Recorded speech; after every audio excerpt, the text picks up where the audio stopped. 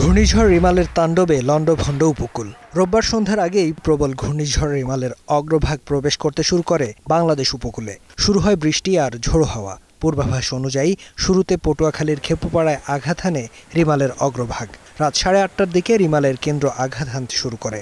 সে সময় বাতাসের গতিবেগ ছিল 90 থেকে 120 কিলোমিটার পর্যন্ত। 1 থেকে 2 ঘন্টা উপকূল সহ আশপাশের বেশ কয়েকটি জেলায় তাণ্ডব চালায় রিমাল। ঝড়ের আঘাতে ক্ষতিগ্রস্ত খুলনা, বরিশাল, পটুয়াখালী, ভোলা, পিরোজপুর, বরগুনা, বাগেরহাট, সাতক্ষীরা, ঝালকাঠি, চাঁদপুর, ফেনী, লক্ষ্মীপুর, নোয়াখালী ও কক্সবাজার জেলা। এর মধ্যে সাতক্ষীরায় বেড়িবাঁধ ভেঙে পানিবন্দী হয়ে পড়েন বেশ কয়েকটি এলাকার হাজার হাজার মানুষ।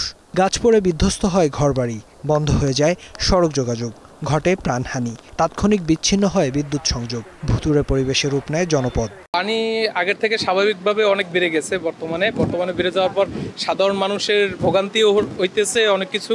খেয়াঘাট পানিতে তলিয়ে গেছে এবং নিম্ন অঞ্চল পানিতে তলিয়ে গেছে। বাসা তলাই যাওয়ানে আমরা এখানে আশ্রম নিছি।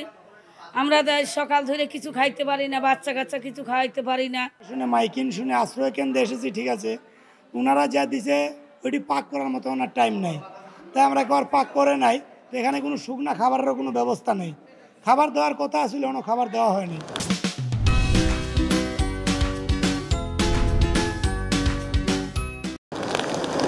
ঘূর্ণিঝড় 5 থেকে 7 ঘন্টা ধরে উপকূল অতিক্রম করে।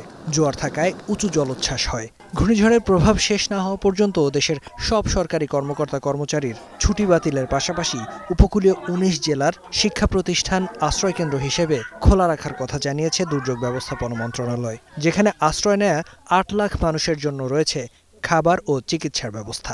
দমকা বাতাস এবং ঝোড়ো হাওয়া থাকবে এবং ভারী বৃষ্টিপাত থাকবে এবং আগামীকাল সারা দেশেই প্রায় থেমে থেমে বৃষ্টি হবে।